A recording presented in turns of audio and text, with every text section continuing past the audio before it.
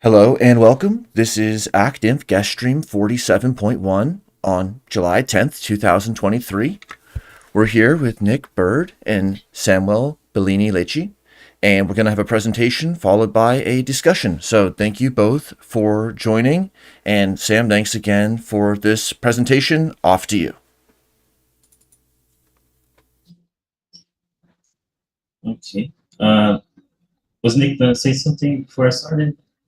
Oh, I can go ahead. Okay. Okay.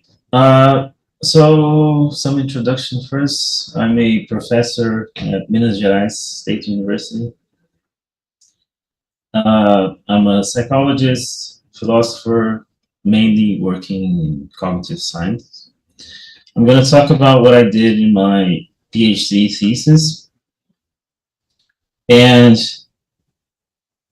also some renewed interest I had on this based on some developments in large language models, which happened this year, most notably Chain of Thoughts and Tree of Thoughts.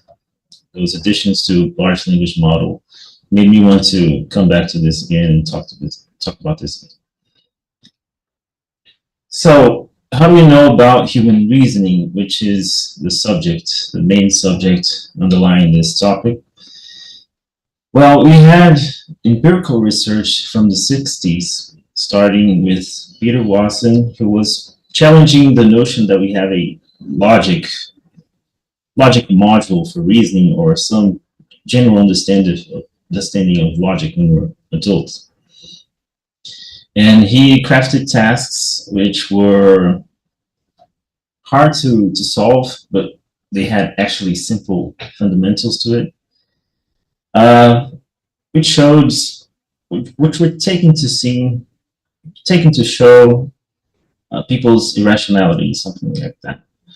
And also a huge tradition that's called heuristics and biases that also started in the 60s and the 70s, mainly by Kahneman and Amos Tversky, which had similar tasks and went beyond, and they even won the Nobel Prize for this work. I had here in the slides evolutionary psychology and language and pragmatics, which were also people in the 90s working with this sort of research. But I'm going to talk about dual process theory in the way they formulated by Evans and Stanovich, which mainly summarizes the results of Watson and Kahneman and Tversky heuristics biases literature. So I'm going to talk about how dual process theory came to be, and then some problems that it has and that I try to address. So one of the first reasoning tasks in this trend of literature was the Watson selection test, which goes like this. Please indicate which cards can determine if the following rule is false. If a card has a vowel on one side, then has an even number on the other side. This sounds like a simple exercise. So the card A clearly is relevant because it has a vowel on one side. If it doesn't have an even number on the other, then the statement is false, and everyone can find this neatly, or most people. But the problem comes with the card 7, which is not so intuitive. People actually choose the second card 2 there, which has an even number on one side. But having that even number doesn't help at all to determine if the statement is false. What does help is number 7, which is an odd number.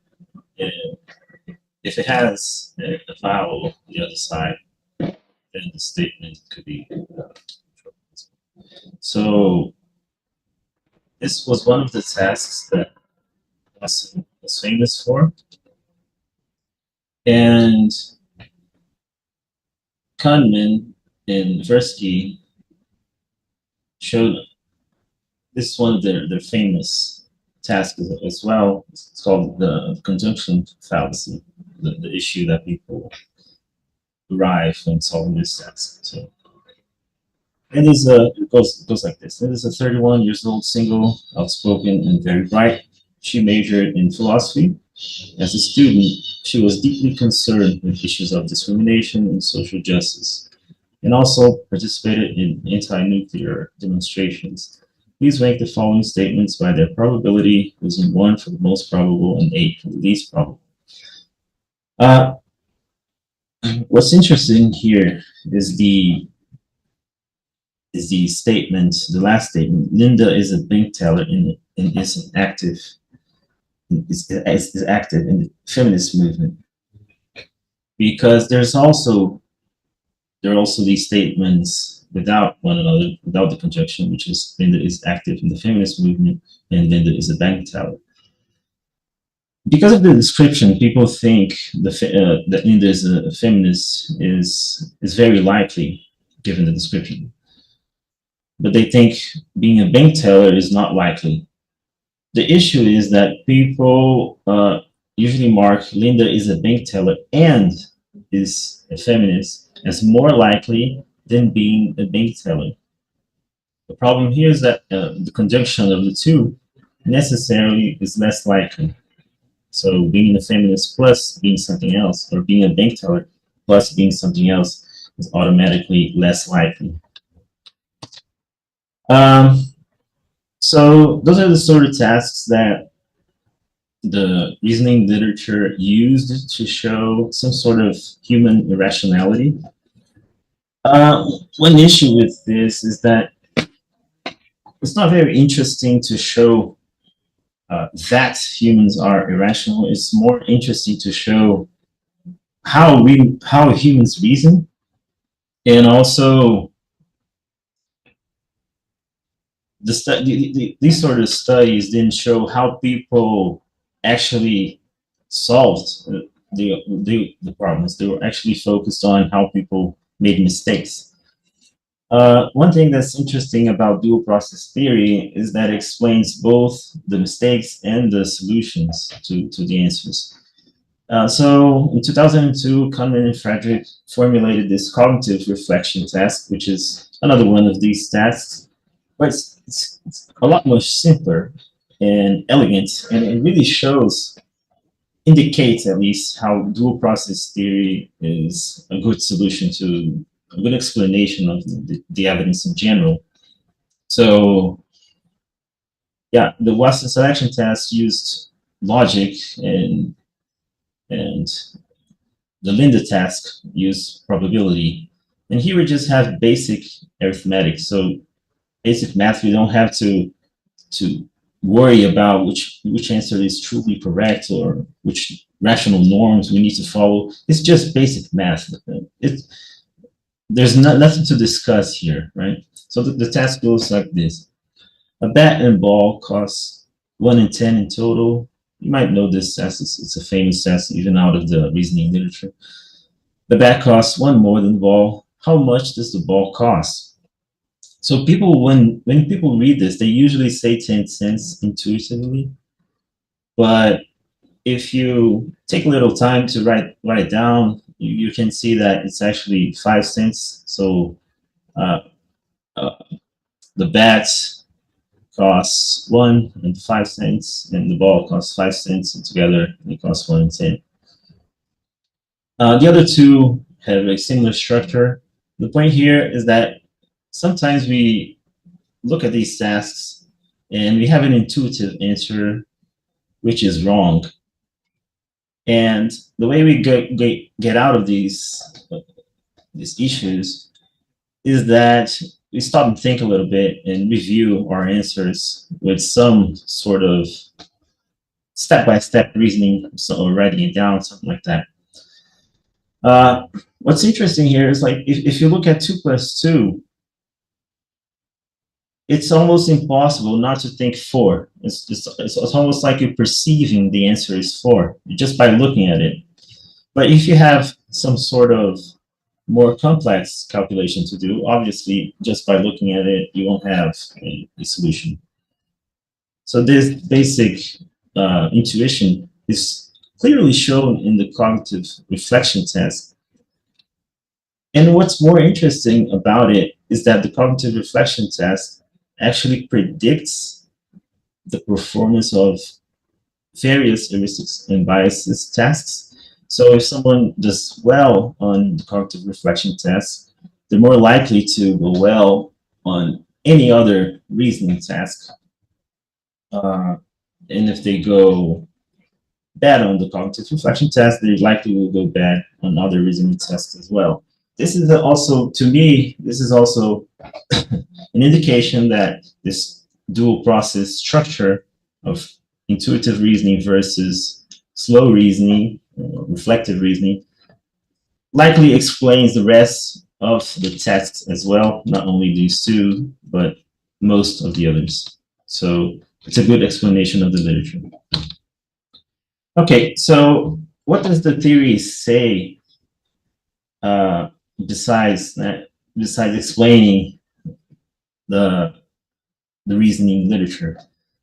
So in 2008, Jonathan Evans tried to make a formulation of it that would include and unify views from different domains, such as social cognition, neurosciences, other people in psychologists which had similar theories. And it seems like there's something in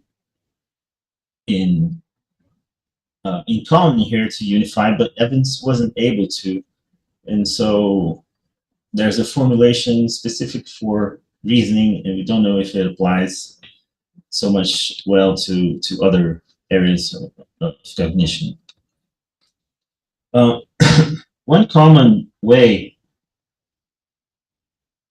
to describe dual process theory is by making these tables of features. So we say, oh, type 1 processes have these sorts of features on the left, and type 2 processes have this other type of features on the right.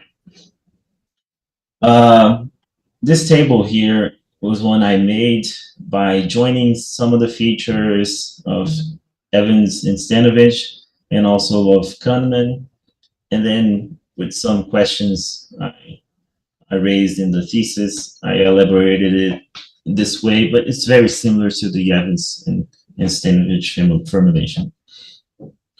One problem we have with this tables formulation of the dual process theory is that usually people agree that in one thinking instance, when you're solving a problem, you're not going to have all of those features together.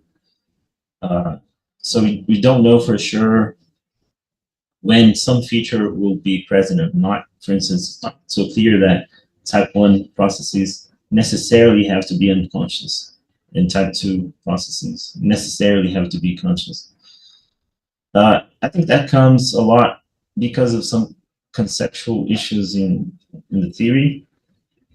But one solution they have found was to have at least some defining features, but different authors have different defining features. So here I have some of the defining features of the main authors, which is type 1 processes use less working memory, while type 2 processes load strongly on working memory. Type 1 processes are autonomous in the sense that they don't need to wait for higher processing to respond. If they have an answer, they go for it. And using the couples representations means that type 2 systems can reason beyond what's in the present environment. It can think about things that are not there. Type 1 processing is faster in comparison, while 2 is slower in comparison.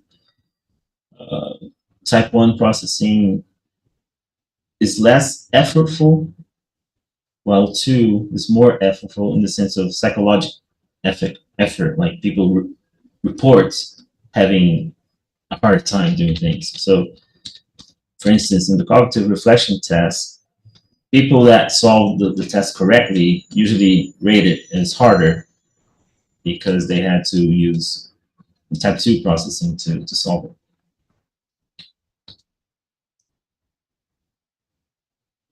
Okay, but Samuels, which is a philosopher of dual process theory and other subjects, he says, okay, even if these features proposal is good, we still need a mechanism to explain why these features are linked together. So what is the mechanism that explains why type 1 processing features go together?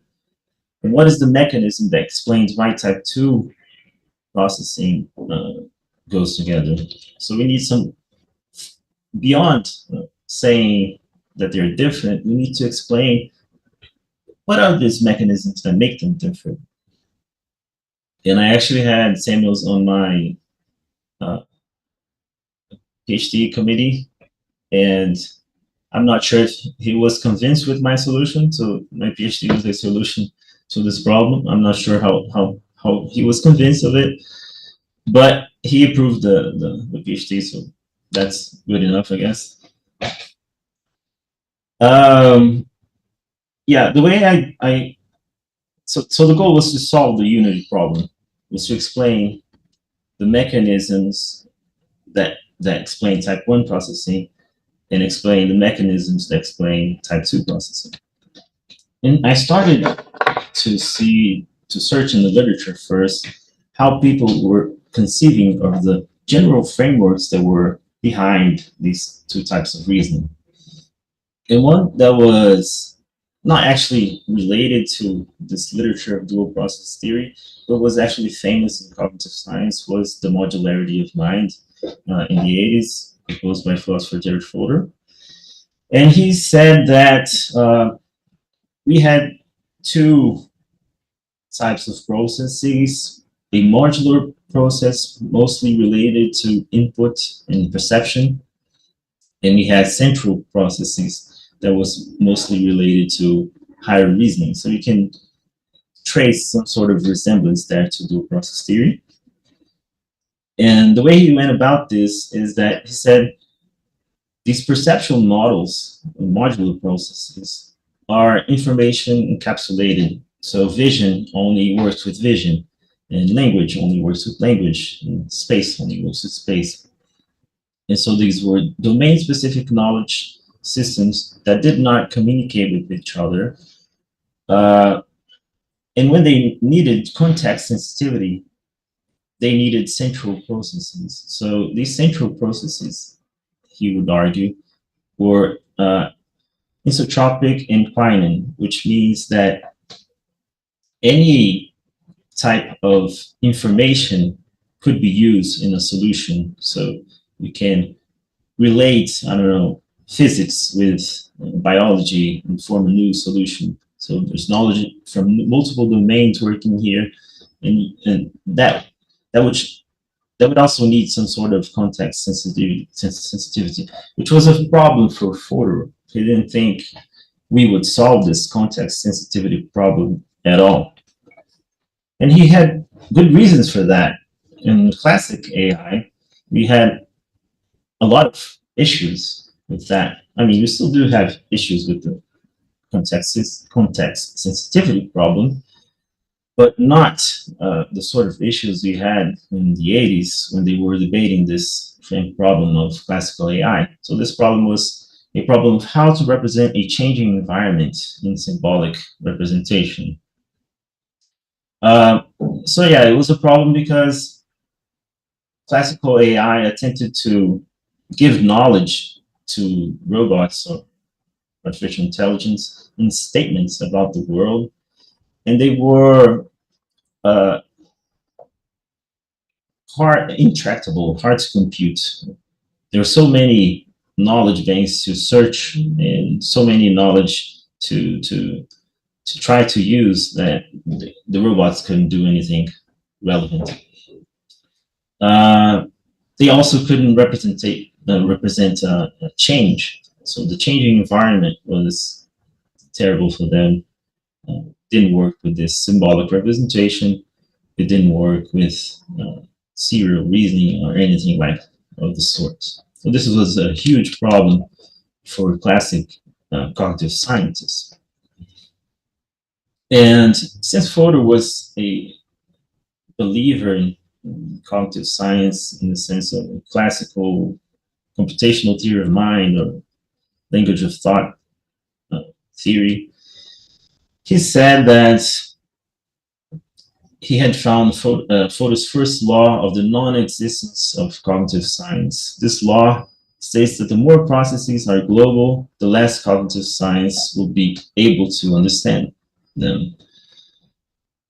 So he thought only these encapsulated processes could be studied, and if we needed this sort of global and context-sensitive type of processing, then cognitive science just couldn't do it. Because he had in mind cognitive science in the sense of classical AI. But it also seems, not only Fodor, it seems that the literature abandoned classical cognitive science in various ways, which were strange, because if you take the work of Alan Newell and Herbert Simon, it's strange to think that, oh, they were completely wrong. There's nothing useful that they say that could be applied today. All the evidence, all the theories they made are just completely wrong. That's a weird way of thinking.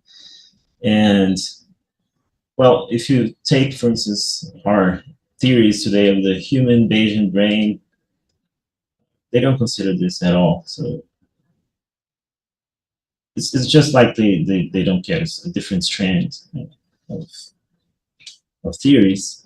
But it always seemed to me that there must be at least something wrong about something right about this. Shouldn't be totally abandoned. There must be a place for these results in the explanation of the mind.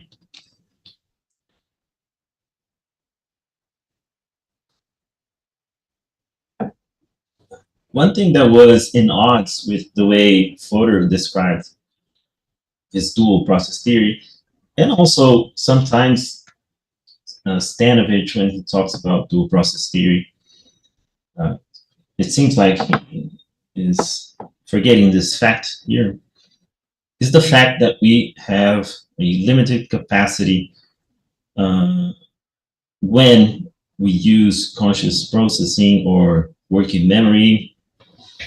And this is one of the best evidence in psychology we have so far. We had behaviorist evidence for reinforcement and reinforcement learning and that stuff. And then we had cognitive psychology in the 60s. And this is the best evidence that cognitive psychology has had for a long time. So it's also something we should not simply ignore. So we have in short-term memory the knowledge that when we store some information in short-term memory, we usually can only keep track of about 7 items, sometimes even less. In selective attention, there was this task where there was a video of people playing basketball, and the subjects had to count how many passes they were making. And suddenly a gorilla passed by on the scene, and people didn't notice the gorilla because they were so concentrated on the task, which is some evidence of selective attention. That is, when you're concentrated on a task, you actually don't even see other stimuli. We have also a competition for limited resources when doing dual tasks, or if I'm talking on the phone and writing at the same time, I'm probably not going to do a very good writing because we're competing for limited resources. And it's important to note that if you're walking and writing, or walking and talking, since those are different tasks, they won't compete. So we have some competition. We have more competition when these limited resources are disputed. Also in working memory, so if I say the number 7, 9, 3, 2, 4, 1, and I ask you to repeat them backwards and you're not looking at the slides, you're going to have a hard time with that because of the limited capacity of working memory. When it's clear that in other areas of our thinking, of our brain is using a lot more information than 7 items to make the scenes happen, perception, and to make us walk and so on. So that's on the side of the type 2 constraints. On the side of type 1 reasoning, so Kahneman already has some intuitions similar to the ones I described. So he said, from its earliest days, the research that Tversky and I conducted was guided by the idea that intuitive judgments occupy a position between the automatic operations of perception and the deliberate operations of reasoning. Kahneman and Frederick claimed that intuitive thinking is perception-like and that intuitive predictions is an operation of System 1. Further, that the boundary between perception and judgment is fuzzy and permeable. The perception of a stranger as menacing is inseparable from a prediction of future harm. So you can see that this is very likely, it's very similar, to the intuitions that we were speaking on of when we're talking about predictive processing. So Kahneman is saying, when you look at a face of someone and he's mad, you have a prediction that you're in trouble, right? So this is a sort of judgment that stems from perception, And also the context sensitivity is pretty much solved in predictive processing. And if you take on the AI literature that's also happened, for instance, in the paper, attention is all you need, they have some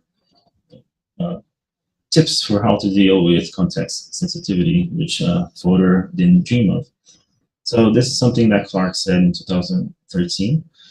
The best overall fit between driving signal and expectations will often be found by, in effect, inferring noise in the driving signal and thus recognizing a stimulus as, for example, the letter M, say in the context of the word mother, even though the same bare stimulus presented out of context or in most other contexts would have been a better fit with the letter N.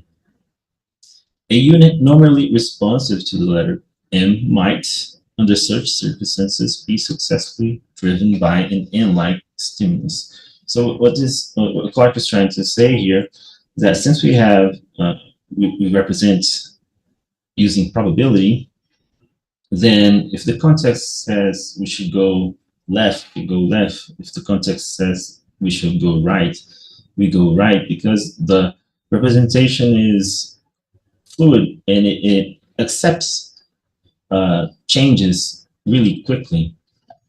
So that's something that stems from the predictive processing architecture.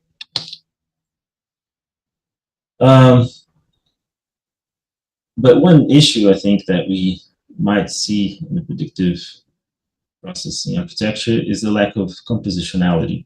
So symbolic representations exhibit compositionalities, meaning that complex representations are built by combining simpler elements according to rules or syntax. And the meaning of a complex representation is derived from the meanings of its constituent parts and the way they are combined. This property allows for the generation of new and meaningful expressions by manipulating symbolic structures. So Fodor in 88 with Pilchen argued that even if connectionless models succeed, they would likely have some sort of simulation of a language of thoughts that exhibits compositionality in order to work like we do. And we'll see that it's seeming like it's the case with the results we have this year. So considering those constraints and the initial view of footer and the problem I was trying to solve, which is the unity problem for dual process theory, a major shift I had on the PhD thesis, and then I wrote a chapter on this book, Routledge Handbook of Bounded Rationality with Keith. So we explain here in this book the chapter in this shift in power structure, which is, I mean, it's not clear that a dual process theorist would adopt Fodor, but it's still very similar. The way the received view of dual process theory works, which is, well, type 1 is a number of dumb heuristics, blind modules, and animal intelligence. And then type 2 is the real contextual and complex reasoning, the real human intelligence. So I tried to invert that power structure by saying that the contextual predictive processing is a type 1 reasoning, which is giving us the basics to reason on. So our reasoning already comes with context. We don't need to reason the context with type 2 reasoning. We only use type 2 reasoning to fix some minor issues in predictive processing. And we use heuristic search, and because it's limited, we only use it when there's a lot of prediction error and predictions aren't working that well. And then we call for this heuristic search to handle whatever is missing to see if we can find a new solution that wasn't captured. So in this case, the powerful system is the predictive processing and not the type 2 heuristic search, right?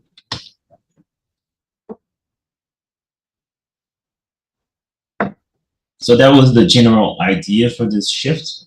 Now I'm going to say some hypotheses that stem from this shift. So T1 processes deal with content encoded in the form of probability density functions, which is how predictive processing uses to represent the world, which means there is no symbol and no definite content, but values, means, standard deviation influenced by previous movements and previous world contingencies.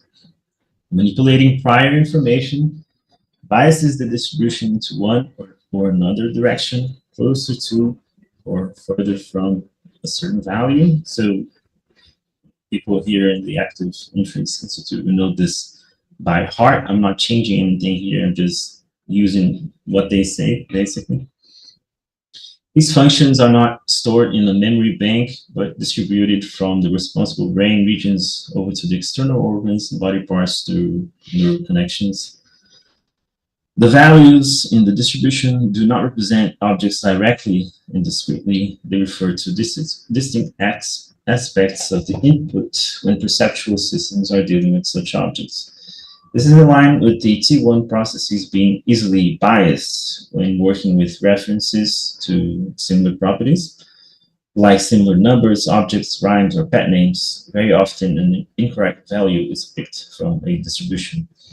An example that I have from this is when usually I have seen people confuse their youngest child with their dog name with the youngest child. And when someone has another new child, then the new youngest child is often confused with the dog, because they are, I think, somewhat represented in similar distributions, similar points of the distribution. This is also in line with claimants of embodied proposals that the world is not represented in symbols.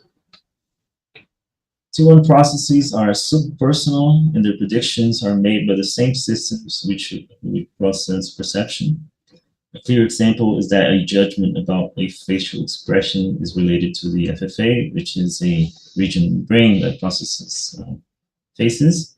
And this is also related to that judgment that Kahneman argued that when looking at someone, we make judgments about their face. The idea is that perception is not passive, but already comes with predictions, and when in problem solving, such prediction is precisely the type 1 answer. So if we look back at the reasoning tasks, all those type 1 tasks are likely stemming from predictions. I do not want to claim that T1 processes are purely perceptual if in contrast to cognitive, only that such predictions stem from perceptual processes. So point in type 1 reasoning is that there's not a clear line between what is perception and cognitive. So I think the word you're just using different words for this is the problem. So just not getting into that. Kahneman's example of judgment of negative facial expression shows how this is expected of dual process theory. Like it's expected of dual process theory that type 1 reasoning works under predictive processing. Also, in line with the claims of embodied cognition, that there is no sharp link between perception and reasoning. On the other hand, T2 processing works like a classical machine for reasoning, such as the general problem solver of New and Simon. However, this classical machine only makes sense in the brain if it exists in a wider setup of predictive processing network, generating type 1 responses. Like in Newell's physical symbol system, when facing a reasoning problem, T2 processing opens a problem space containing an expression that designates the initial problem, and an expression designates the solution, which was produced by a probabilistic prediction. Having the initial expression and the predicted expression in the problem space, T2 processing then uses its smooth generators to attempt to reduce differences between them and sometimes find different solutions in such path. So let me just explain this a little bit better. When Newell was working in the 60s there, they knew they couldn't search all possible space of a problem space because it wouldn't work. So they had this heuristic search, which worked like a detective.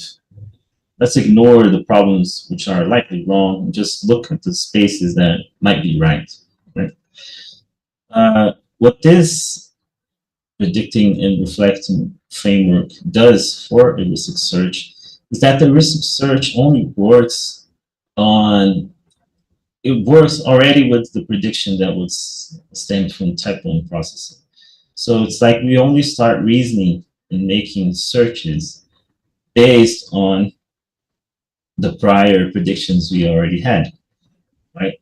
And we only go further with this search when the predictions aren't working. And the main point here is that the heuristic search isn't searching a random space or even a pre-programmed space. It's searching a space that was left out from the predictions that started in type 1 processing. So that's how it doesn't go to the frame problem anymore, because a large part of the contextual issue was also already solved by predictive processing. Okay, so that was the general hypothesis I presented to attempt to solve the unity problem, which is the problem of how type 1 features go together and how type 2 features go together. And now I'm going to try to argue that this is likely the case, in the sense that I can prove this is the case, but there are good reasons for us to think that type 1 processes use predictive processing, and that type 2 processes do not use predictive processing. Rather, they need some kind of symbolic heuristic search. One thing that stems out of this is a good explanation for the difference between implicit representation and explicit representation.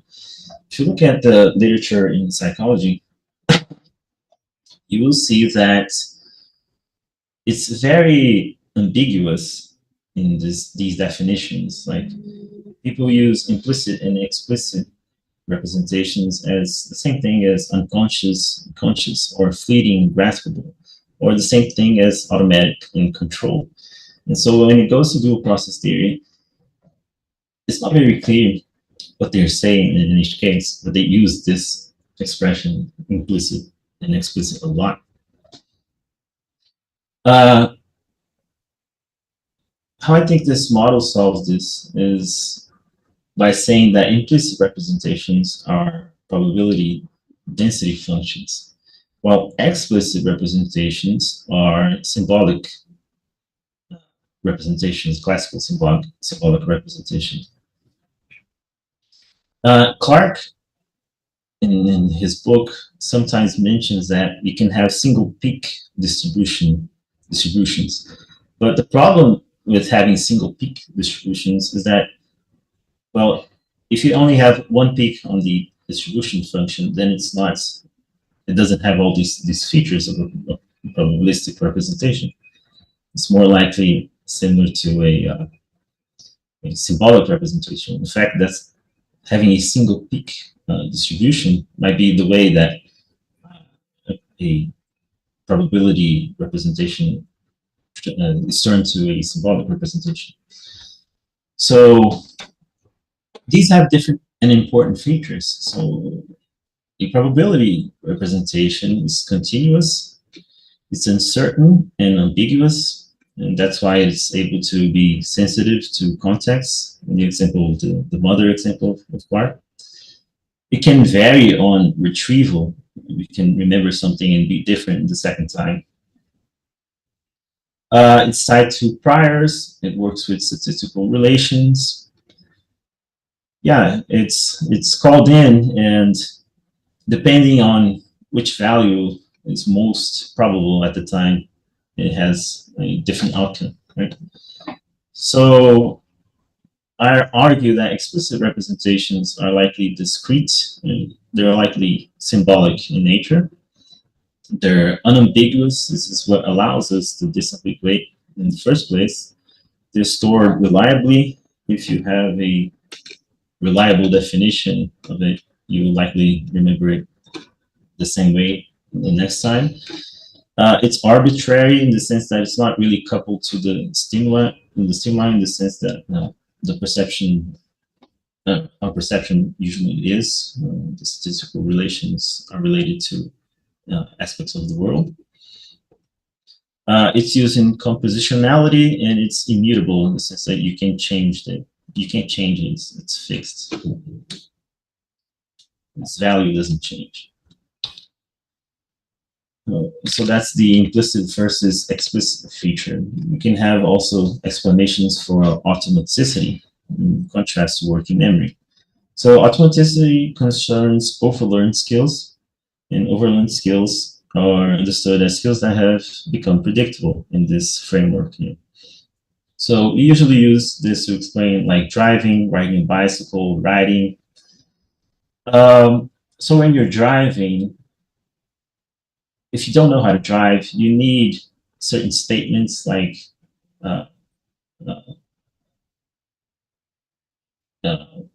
some statements about how you should steer, right? You need to have those in mind.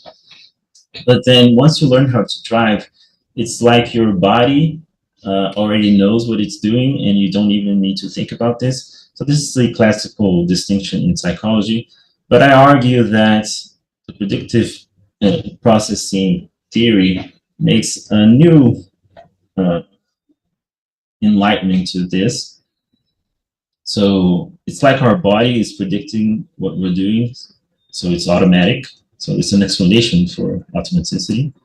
But say that a dog suddenly runs from its car, you obviously don't have a model for that. So you're going to need to call in working memory to solve some of those issues, and so you don't hit the dog. So everything works under prediction unless the model is very unreliable, and then working memory is called in to solve some further issues. An interesting hypothesis I had on the PhD thesis, which I never explored, and I actually don't even think anyone read this part, but it seems to be a very interesting uh, hypothesis in relation to free energy in active inference. So that's why I'm bringing it here in the Active Inference Institute. That, as we know, the brain attempts to minimize free energy by getting predictions right. Thus, higher need of type 2 processes are related to higher free energy, entropy, and information, in the sense that when the predictions are working clearly, then you don't need to have effort. But when there are a lot of prediction error, then you need effort because you will call in the working memory to do a heuristic search. So to minimize a greater amount of free energy will take more time and work. This is more effortful than having predictions ready that minimize free energy as quickly as possible. Therefore, when probabilities fail, the system needs to start investigating possibilities. It searches for other possible solutions by means of heuristic search. Heuristic search would be related to more information and time because it does not have probable solutions ready. Instead, it needs to investigate its state space almost from scratch.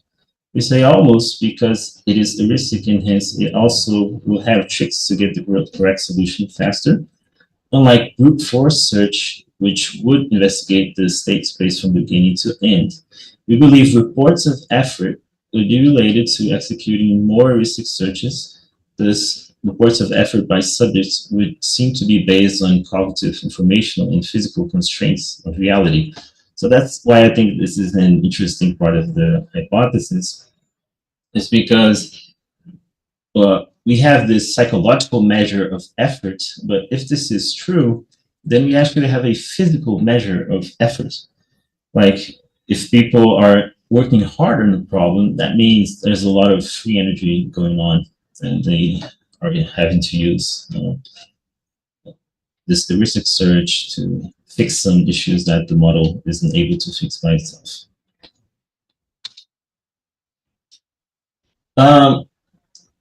Yeah, so that's the effort part. So now going for the working memory part, what's interesting here is that in working memory, it's like it's expected of it that it works like a classical computer. So working memory is a widely researched topic in psychology, but in predictive processing, it's rarely mentioned. And I actually searched the predictive processing books with Control F for working memory, and people rarely use this topic because it's not done by predictive processing. It has nothing to do with predictive processing. It's actually an issue for predictive processing because, well, if you're going to eliminate classical symbolic processing altogether, then we need a predictive processing explanation of working memory. And so far, I haven't found one. And I don't think there will be one. But this also could be just ignorance of mine. Maybe there's some paper there which I haven't found. And might prove me wrong. But in any way, working memory is very aligned with what Turing was thinking when he was making the connection between machines and minds. So if this is a sentence of Alan Turing explaining his computer, right? The Turing machine. And if we change the word computer to working memory, it clearly works. It's almost like it's talking about the same thing. When, of course, if we change the word here, computer, to predictive processing, it's clearly not talking about the same thing. So the behavior of the computer or working memory at any moment is determined by the symbols which it's observing in his state of mind at that moment. We may suppose that there is a bound beat to the number of symbols or squares which the computer can observe at one moment. If he wishes to observe more, he must use successive observations. We will also suppose that the number of states of mind which can be taken into account is finite. The reason for this are the same characters as those which restrict the numbers of symbols. If we admitted an infinity of states of mind, some of them would be arbitrarily close and would be confused. Again, the restriction is not one which is seriously affect computation, since the use of more complicated states of mind can be avoided by writing more symbols on the tape. So this is very similar to what we think about when we're talking about working memory, and not only because we were influenced by Turing, but because of the evidence that comes from working memory is very similar to what's expected of this sort of machine. Now, finally, we have speed. So predictive processing has a various strategies to make the processing be as fast as possible. While that's not true for symbolic classical AI,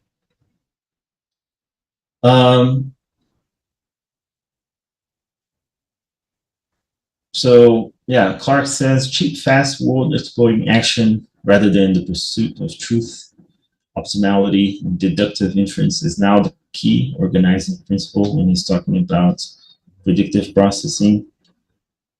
The predictive processor is always taking certain bets about what the current state of the world implies, losing accuracy and compensation for speed. We also have predictive coding in the more strict sense.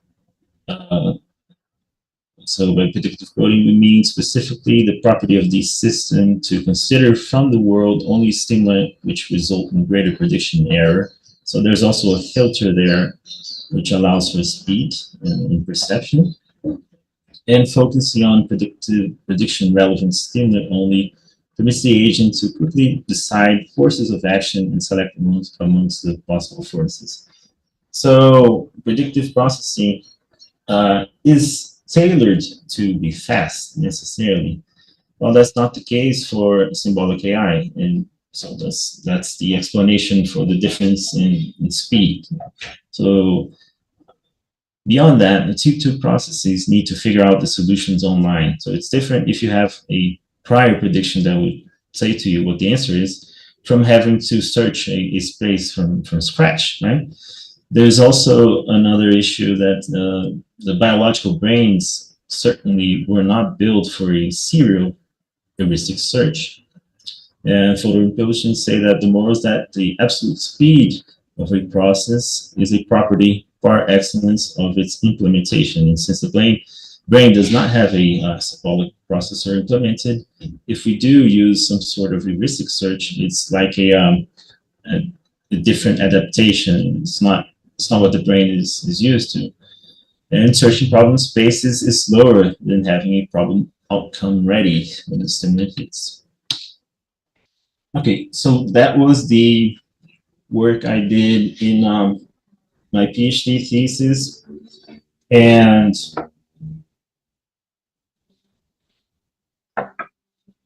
those were one of the main reasons why I think this framework is good for explaining the differences in features of dual process theory.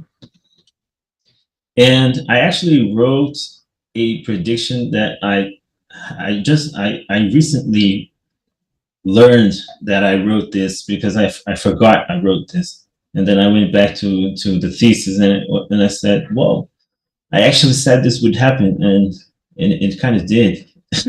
So that was one of the reasons why I renewed my interest in my PhD thesis.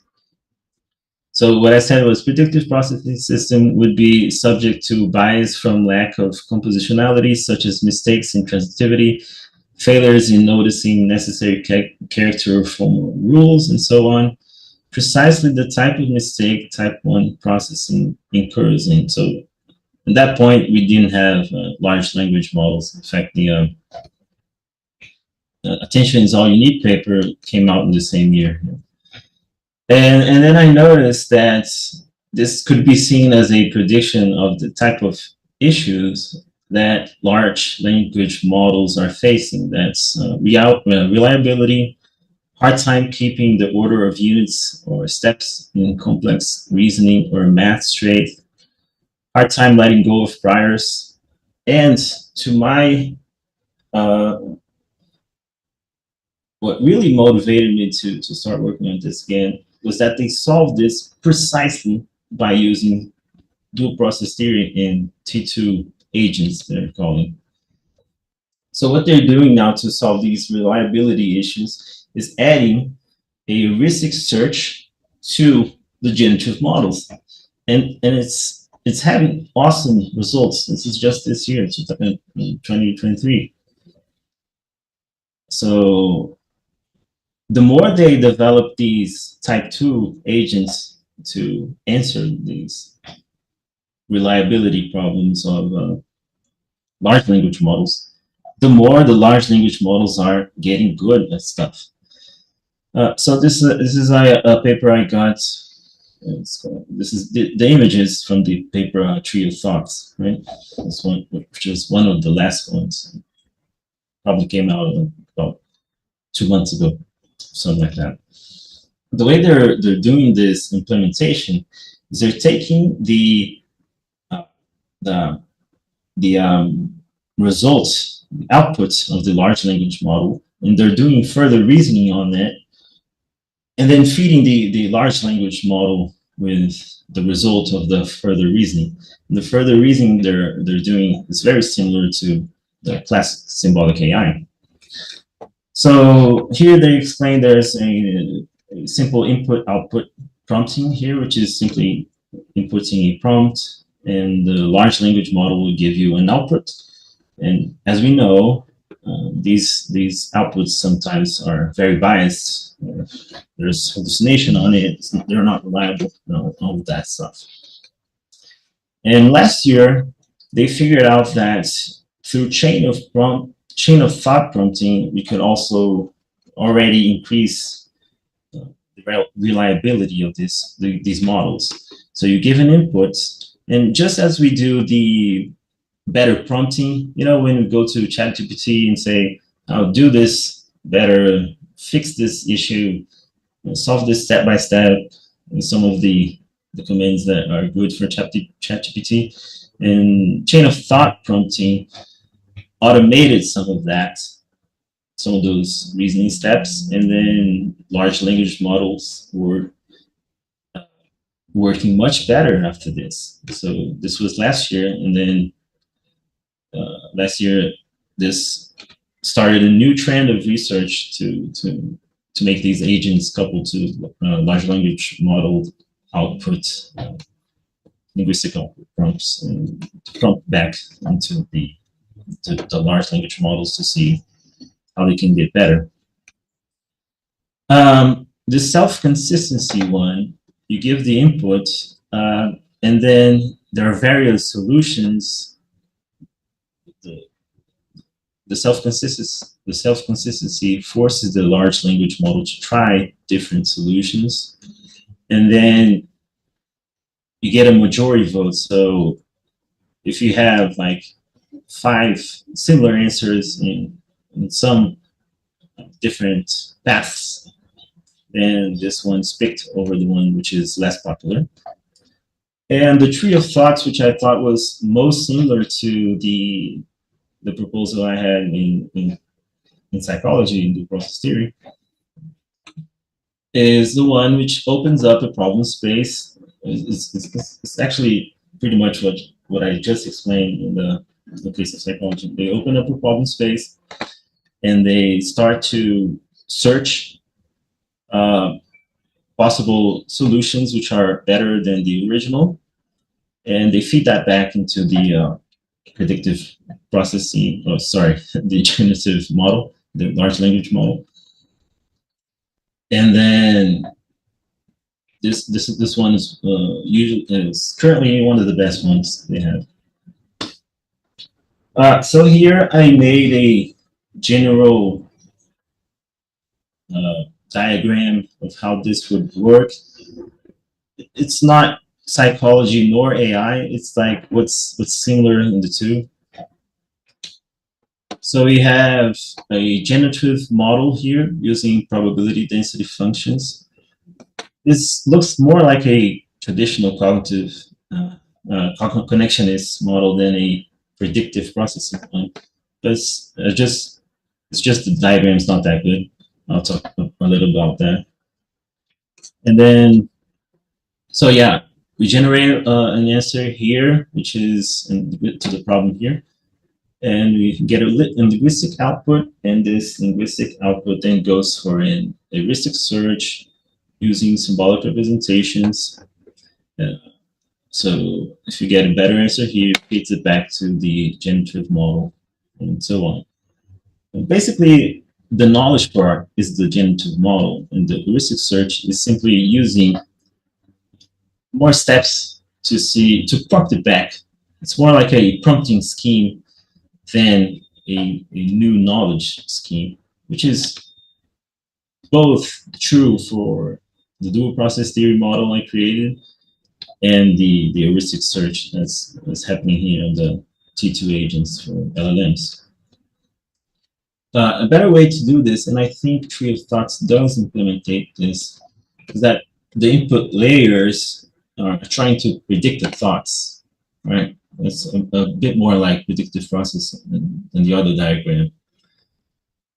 And so they're trying to predict the thoughts, and by searching this problem space during these steps, we already have new prompts here for the generative model. So if you take predictive processing seriously, and this does happen in the brain, it's more likely like this. I do think that the Tree of Thoughts paper does say that the intermediary processes interfere in the searching on the LLMs. Finally, I thought maybe we could suggest something from psychology for these models to keep growing, working differently based on what we know from psychology.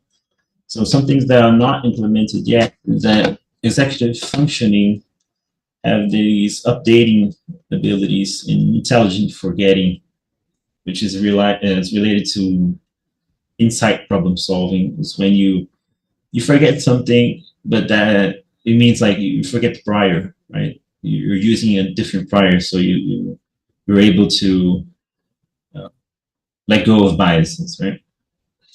There's also work on thinking dispositions, which could be relevant. Thinking dispositions are sentences like this.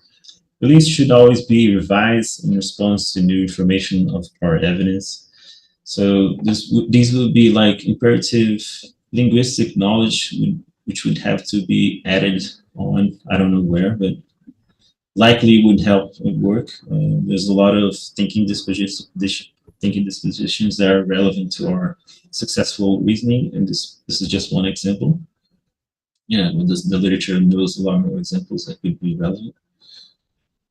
We have in creativity research, we have this generative phase, which is similar to what the generative models are doing, but we do not have the exploratory processes going on, which is common in the creativity research literature. But it's what we do with, for instance, Midjourney when we're doing better prompts.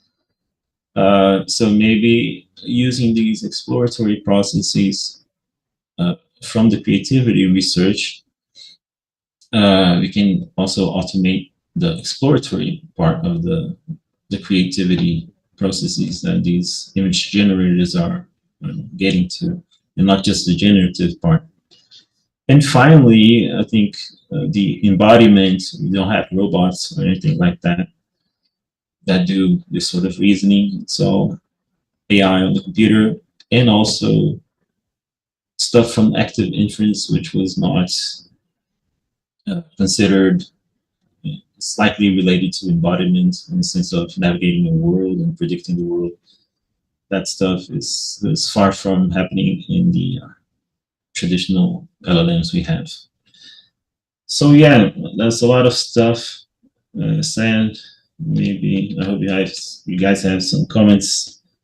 As I said, I haven't been able to talk about this to anyone, and I do think I have some, at least some, maybe some relevant stuff that I've published, but since I'm not famous and I don't have people to talk to, it's mostly gone unnoticed. So thanks for the space here and time. Thank you. Awesome presentation. All right, Nick, it'd be awesome to hear your introduction and then take it wherever you'd like to go. Sure. So first, thanks, Samuel, for interesting talk, and I've been really pleased to find your research. I guess maybe I'm supposed to say something about who I am, where I am. So I'm Nick Bird. I'm at the Stevens Institute of Technology in the New York City metropolitan area, in a department that's kind of interdisciplinary. So we have like philosophy and quantitative social science, but also like people doing like music and visual arts and all sorts of other things. I tend to do more of the philosophy and quantitative social science stuff. So I'm kind of also interested in human reasoning. And so much of the people I'm reading and citing and drawing on in my research are a lot of the people that you saw in the opening slides that we saw, people like Wason and Kahneman, Tversky, and Mercier and Sperber, and a lot of the other people that were cited. I think Samuel does a really good job to incorporate the kind of like shoulders of giants that we're standing on in terms of the philosophy of mind, right? The Fodors and the Pilishins and these people.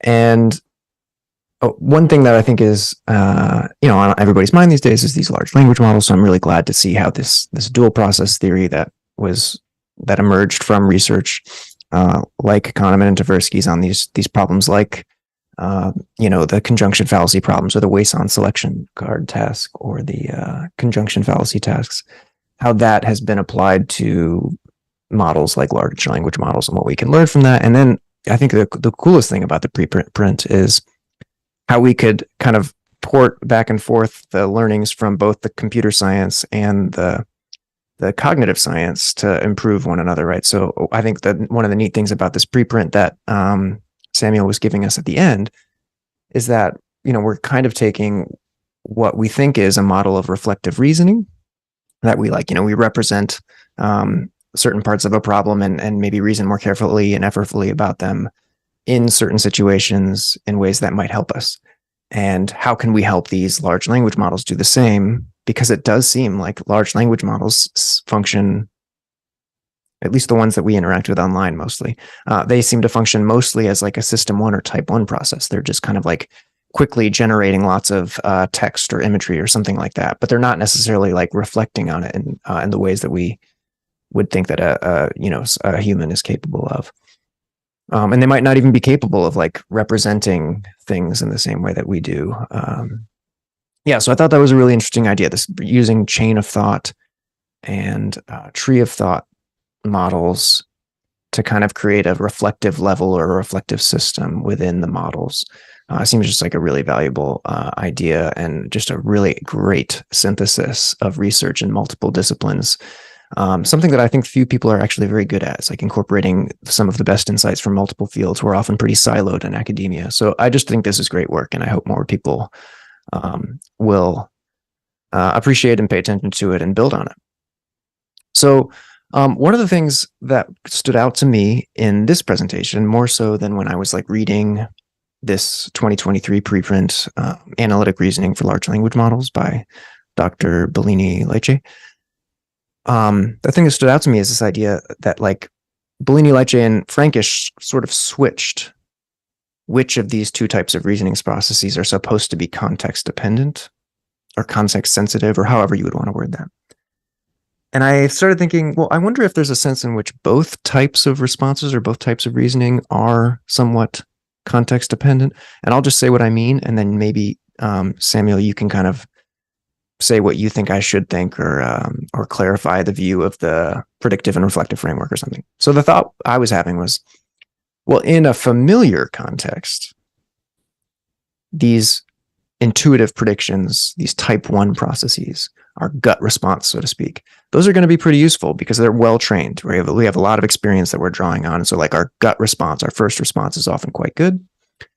It's in these like less familiar contexts, or maybe similarly familiar, but like way higher stakes or something. But it's in these other contexts where we might think, ooh, maybe I should slow down and make sure I've double checked whatever my initial impulse is before I just accept it, because like there's a lot riding on this, or like I'm just not used to this type of problem. So I need to slow down.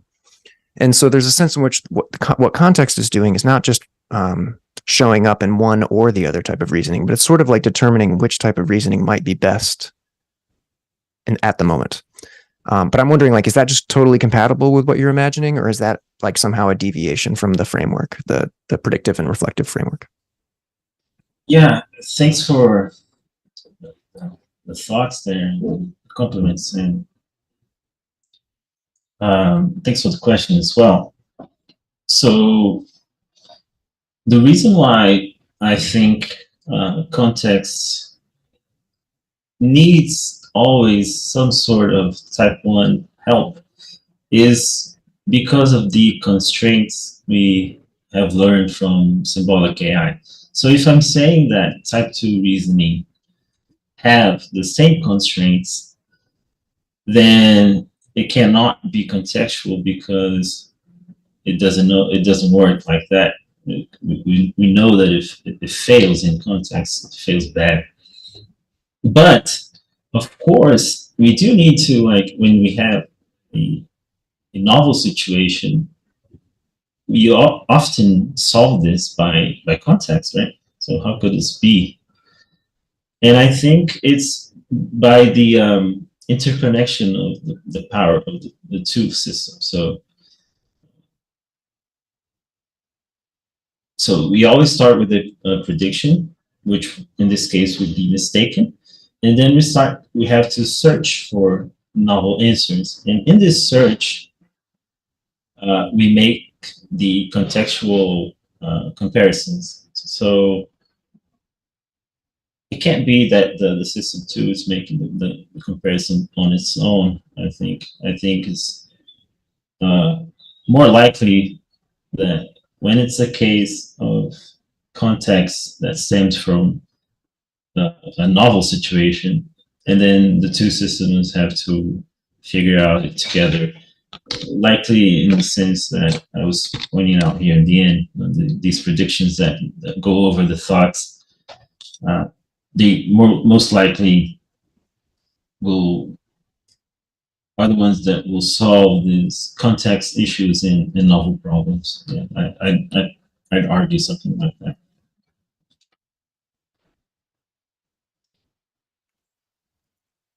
Okay, I think that's somewhat helpful. So then maybe what I'm thinking is something along what the lines you were saying at the end. You were saying how there's still kind of an opportunity to understand things like executive function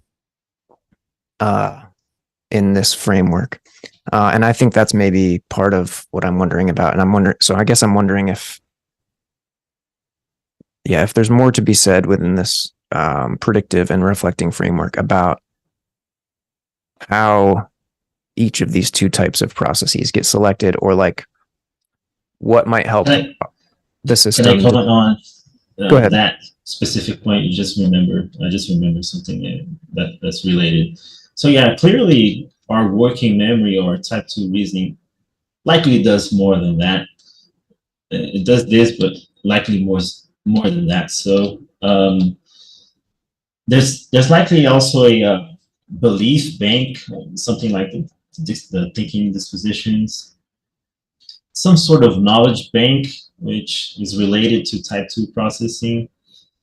So Keith Frankish does this distinction between flat out beliefs and I'm not remembering the terms, but he has a type 1 belief and type 2 belief. So type 1 belief is that belief you have, but you're not fully confident of it. And the type 2 belief is the belief you have when you have a, say, a very firm political position and you state it with obvious words that you're sure you believe that. So there's likely to be some sort of different belief structure as well, which I don't talk about at all in the thesis or the work. So I'm not saying, obviously, that this is a complete model of reasoning, and obviously we'll need more to figure out how reasoning works. So yeah. Yeah, okay, that's also helpful. I'm wondering if Daniel, did you want to weigh in? Well, I think it's a very interesting question about which of those modes are engaged or how they're balanced through time. And how does this connect to what's known as the context window in today's transformer type large language models? So how do you map the computational attributes of large language models today, like architecturally, or their RAM or CPU usage? How do you map that onto, for example, human cognitive processes? Do you think that's useful, or are there any insights there? Well, I'm mostly making a relation between predictive processing and generative models. But I know that, I mean, large language models are not entirely the same as what active inference is saying. I'm aware of that. But there is some similarity, specifically in regards to the generative model part. So I'm not sure, I'm not an AI specialist to be sure which details of a generative model could be true of the human brain. And I'm most likely betting that the the people who study generative models in the brain, like the Fristons and all, have figured out something like what our generative models do.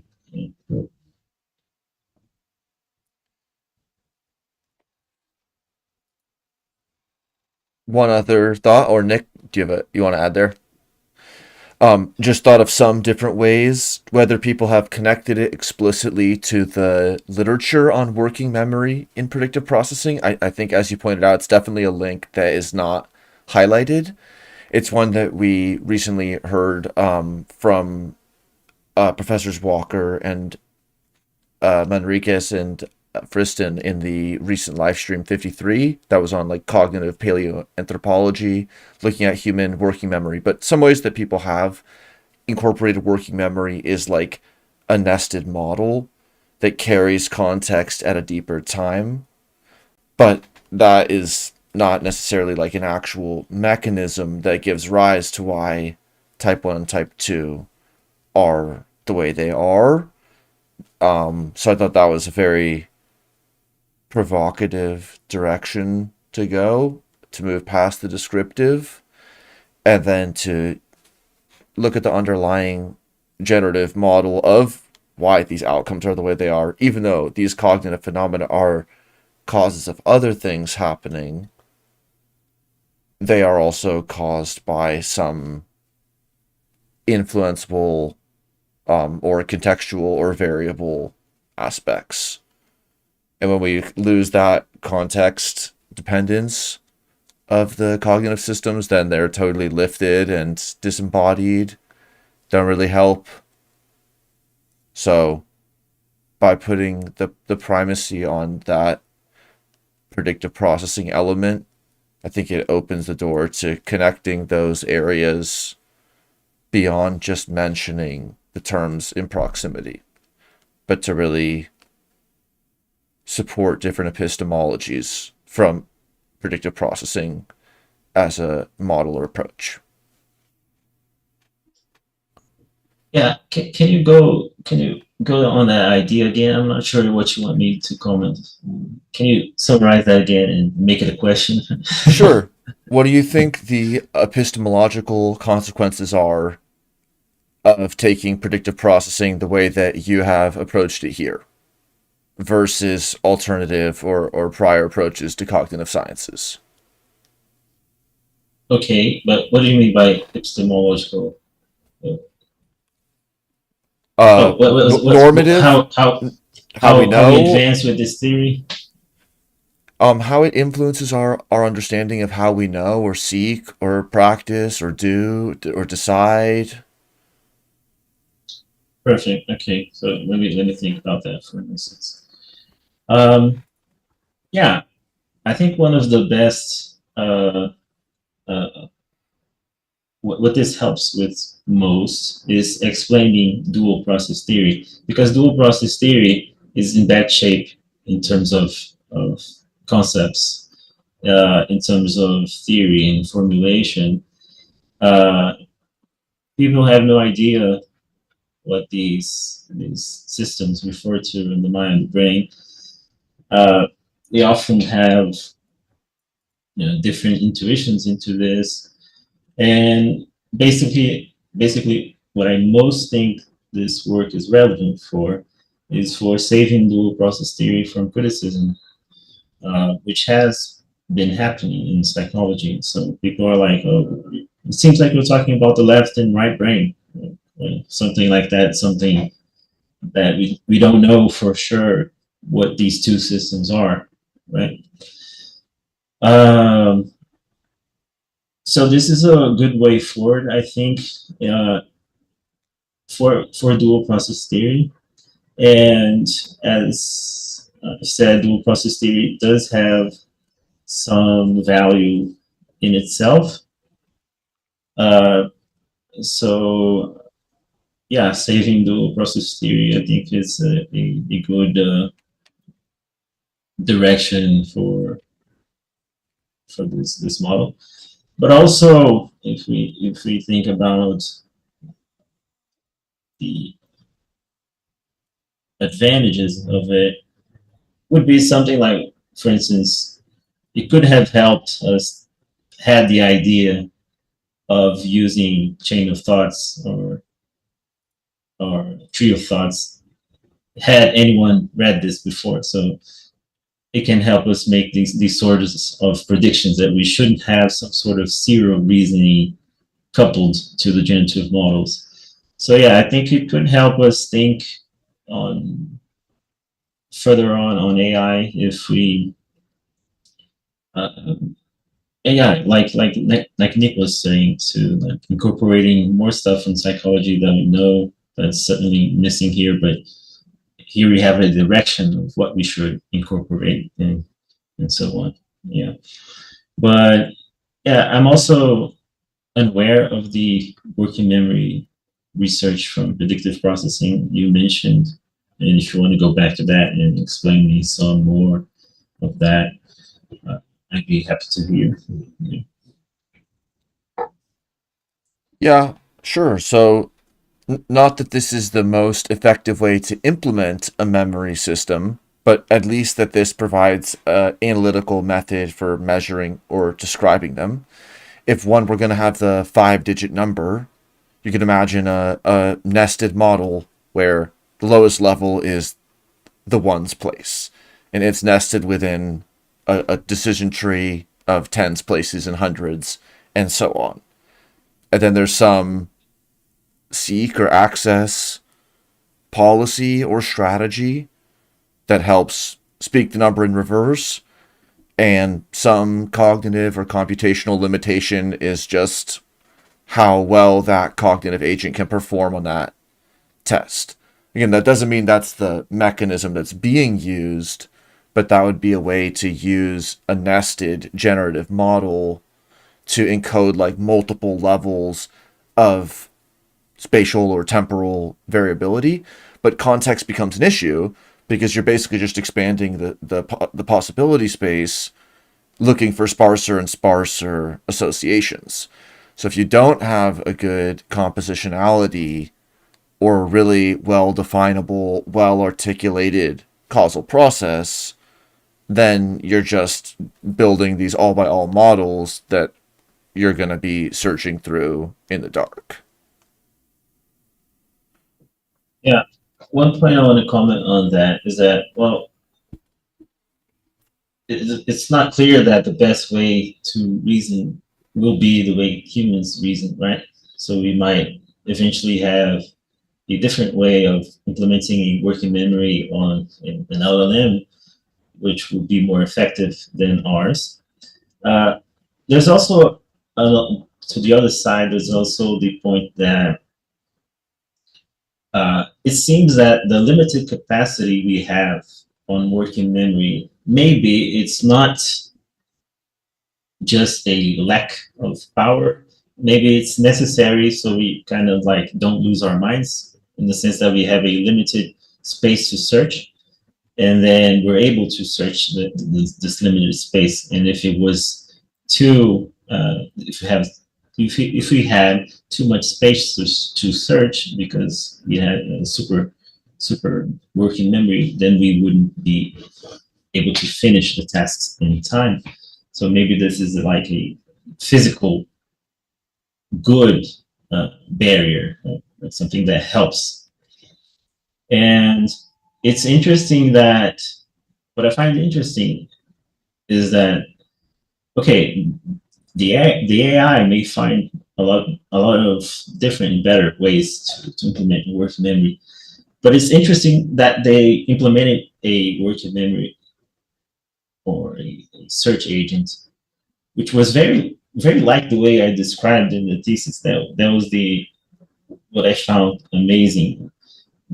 As you were saying, there's very ways to implement a working memory, but they did it in a very similar way in the sense of searching the space after the generative model has offered a solution, right? So I don't know. Maybe that's a good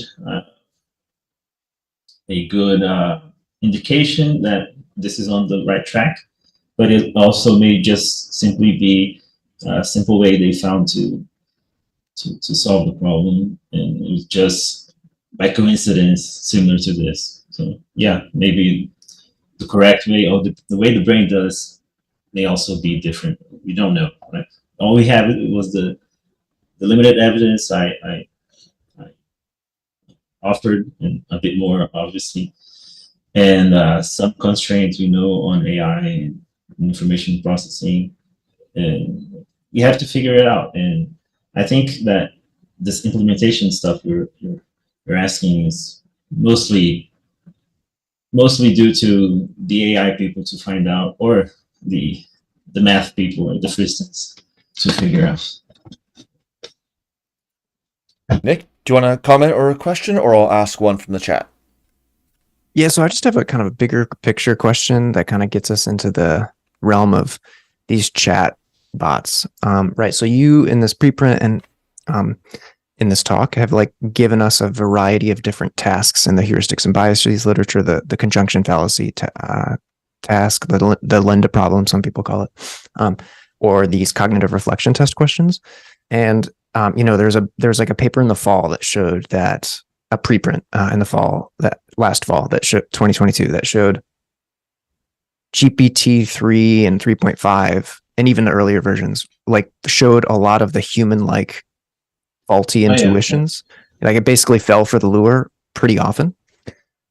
Sometimes like most of the time it was falling for the lure, but then as soon as chat or GPT-4 was available to be studied and used on these models, it was like performing basically near perfect.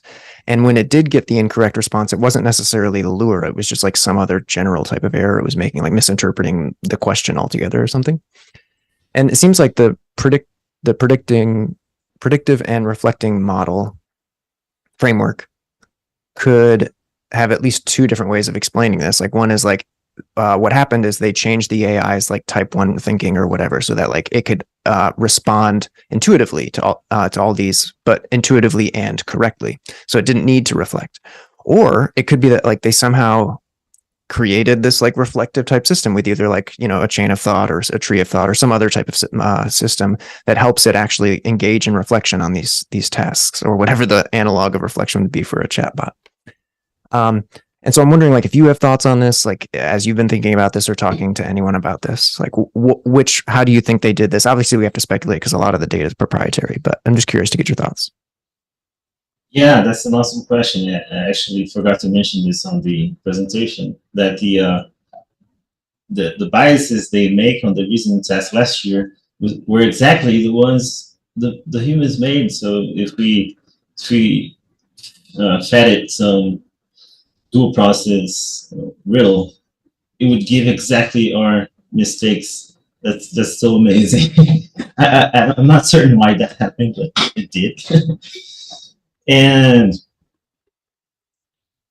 um, how they fixed it. So yeah, I do think that they trained the model on these tasks because people were able to like get similar issues by changing the questions a little bit. So I think they like cheated on that in the sense that they trained on known problems, but that's not true of new problems. If you give it some different formulation and feed it to, I don't know, 3.5 new version, it's still failing. But the people on OpenAI, they are aware of this chain of thought research. They are aware of this tree of thought research. But I don't think they want to depend or rely on these external agents. So they recently uh, uh, released a report where they are trying to reinforce intermediate steps of reasoning on GPT-4. So they're trying to simulate internally what the chain of thought reasoning is doing externally by reinforcing the intermediate steps of reasoning so that it stops failing on compositionality and so on. Yeah. I'll add a thought on that. I was reminded by Daniel Dennett's framework or model in Darwin's Dangerous Idea of cranes and skyhooks. And so some building is built, and then the question is like, was it built with cranes or with top-down hung skyhooks that just sort of descend from nowhere to hold everything up while it's all being built? And it's like, well, no, it's with cranes. And then if you need a big crane, you can use a smaller crane to assemble a crane. So that's kind of a bottom-up constructive metaphor, whereas the skyhook is like the top-down compositionality.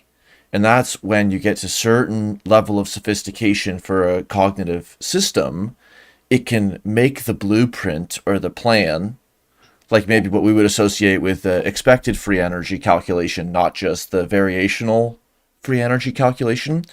So at some point when a plan can be made, it requires a strategy between type 1 and type 2 switching, and probably other switches too.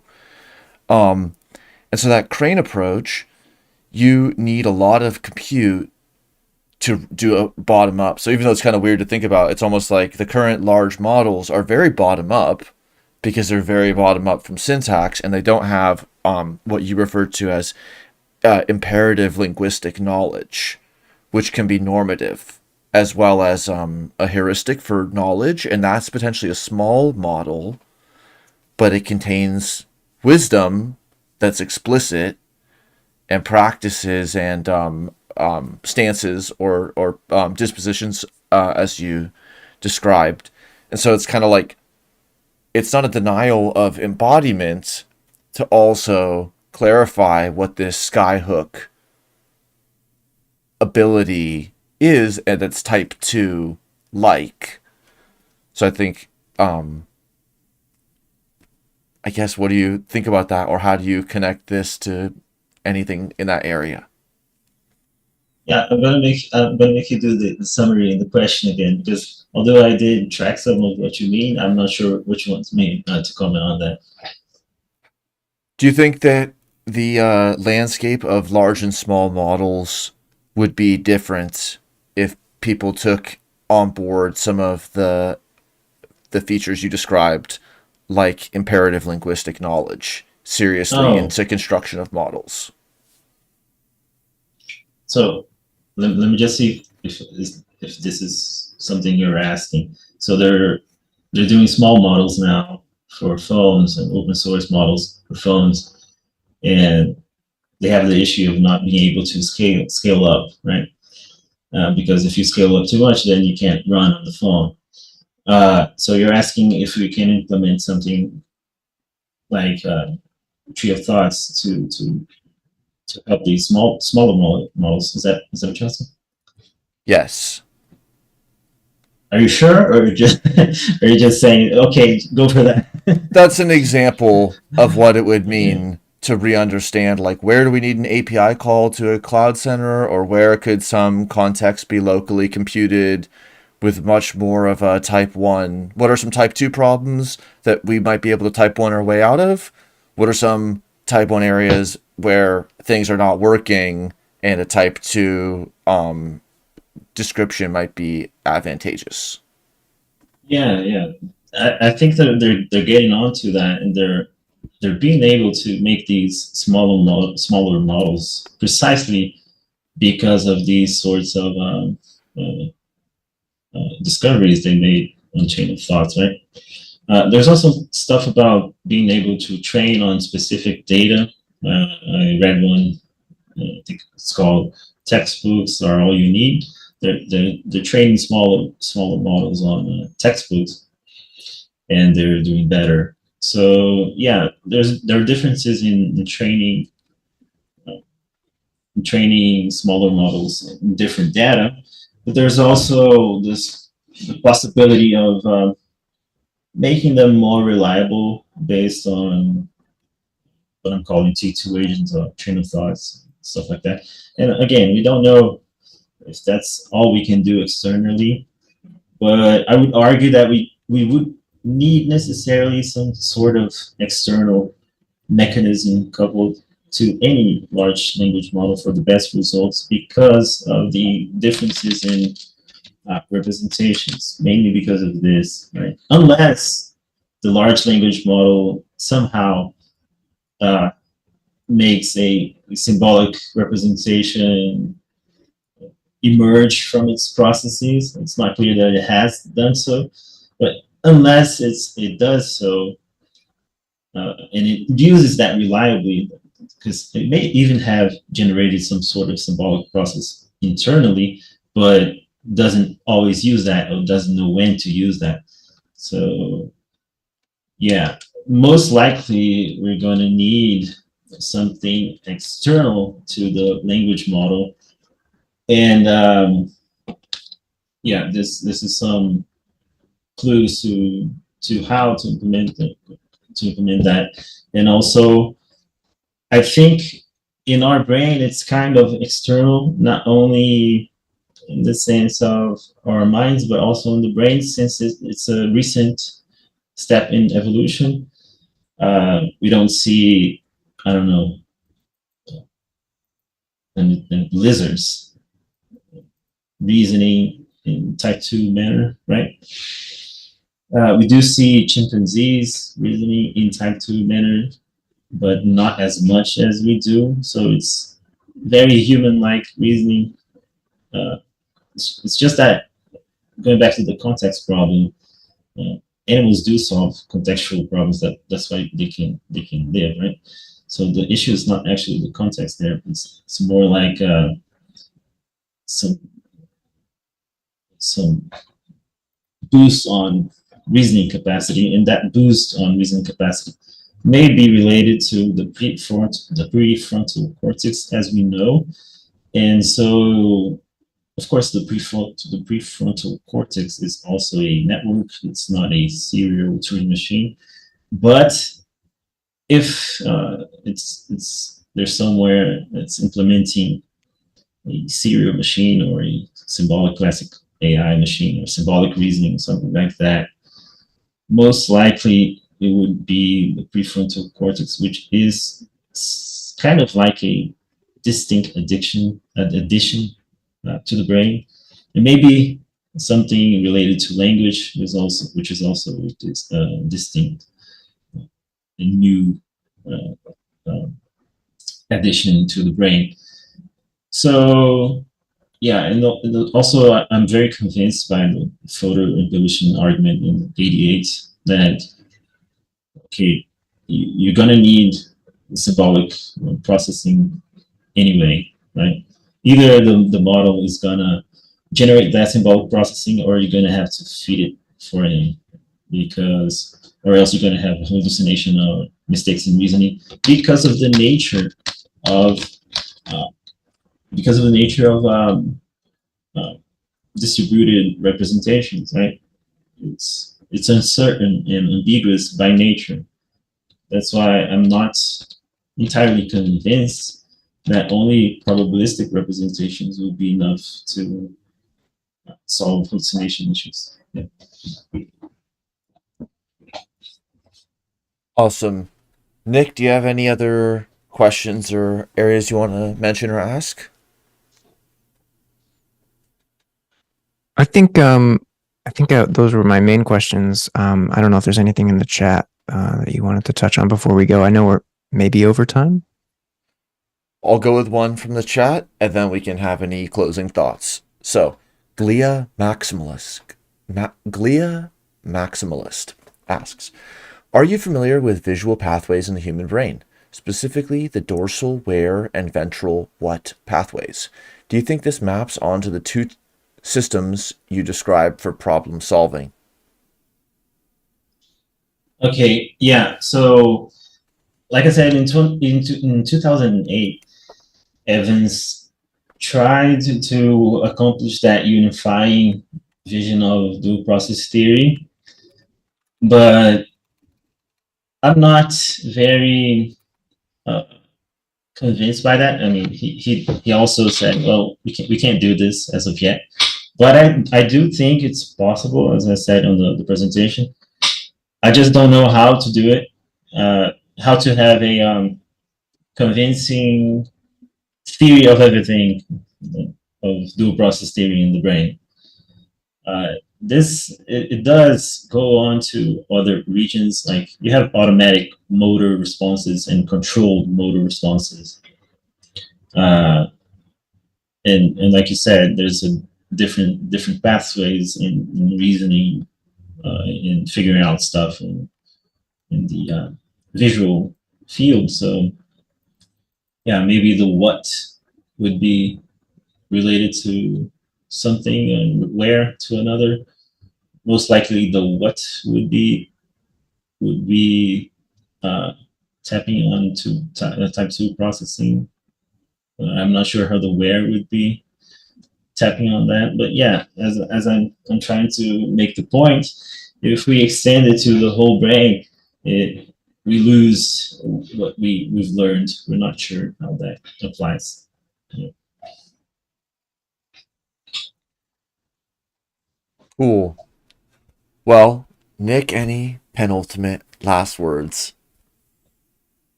You're muted. Oh, wait, unmute and then continue. Sorry about that. Wow. No worries. Thanks to both of you, Dr. Bellini-Leite and Daniel, for coordinating this. And I'm really just glad to have found the research and to discuss it and connect. And looking forward to further conversations, to be honest. Awesome. Sam, any closing thoughts? Yeah, I'm just sad I couldn't go much beyond what I said on the presentation. Yeah, most of the stuff you guys asked, I'm not sure I have good answers for that. Basically, what I've done is all I know, and I'm not sure how to go on the future with this, and maybe someone in the audience will do. So I hope that helps. Great. I hope so too. All right. Till next time. Thank you. Bye. Bye.